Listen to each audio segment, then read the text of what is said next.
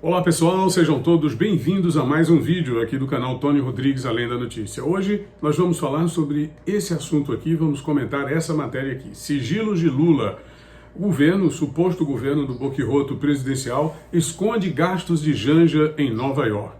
O suposto governo Lula tem se negado em informar dados sobre a viagem que a primeira-dama Janja realizou em março deste ano, sob pretexto de participar da 68ª sessão da Comissão sobre a Situação da Mulher da ONU, em Nova York, nos Estados Unidos. Para começar, a primeira pergunta: por que Janja, representando o governo, com despesas pagas pelo governo, foi para Nova York, se ela não tem nenhum cargo no governo, não exerce absolutamente nenhuma função no governo?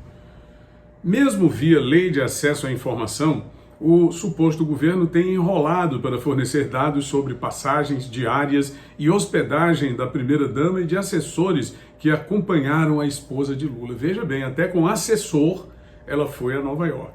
Ela fez uma viagem internacional, não acompanhando o presidente da República, porque não justifica absolutamente os gastos com viagens internacionais diante dos graves e gritantes problemas que existem no Brasil, feitas pelo Lula. E não se justifica mais ainda a viagem da Janja, com tudo pago pelo governo, e ainda o governo não querer informar realmente as despesas feitas por esta senhora na chamada capital do mundo.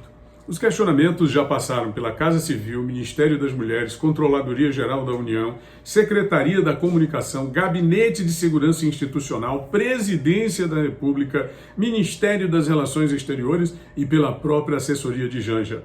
Mesmo assim, pouco se avança e o governo faz-se valer do jogo de empurra para apresentar respostas incompletas ou não responder absolutamente nada sobre o assunto. Não quer responder, não quer dizer a verdade. Falou mal do Bolsonaro, dizendo que o Bolsonaro colocava sigilo sobre todas as suas ações, sobre cartão de vacina, o que foi uma grande mentira, desmentida agora pelo governo dos Estados Unidos, que colocava sigilo de 100 anos sobre gastos públicos e que iria abrir todos os sigilos do Bolsonaro. E já começou fazendo sigilo no próprio dia da posse, no dia 1º de janeiro de 2023. E sigilo fez sobre as câmeras de segurança na invasão, como eles chamam, turbulenta e criminosa, para um suposto golpe, sem armas e sem planejamento, sem nenhum tipo de amparo militar, no dia 8 de janeiro, e sumiram as imagens lá do Ministério da Justiça, sob a responsabilidade do senhor Flávio Dino, que, por sinal, hoje é ministro do Supremo Tribunal Federal, depois de um pouco antes ter sido cotado, inclusive, para ser colocado para fora do governo como ministro da Justiça. Ele ganhou esse cargo depois de toda aquela polêmica, não é? Fatos cronológicos. Bom, a solicitação para que essa informação fosse divulgada pelo governo partiu do jornal Folha de São Paulo, que, por sinal, é um jornal do esquema do próprio governo, do esquema do senhor Lula da Silva, que recebeu informações desencontradas. A assessoria de Janja, por exemplo, informou que a primeira-dama se hospedou em casa de terceiros. Depois mudou de posicionamento e afirmou que Janja ficou na residência oficial brasileira em Nova York.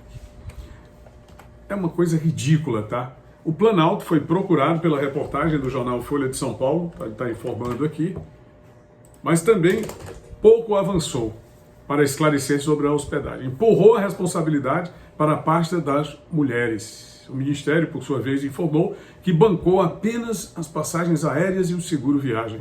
O Portal da Transparência registrou o custo R$ 43.400.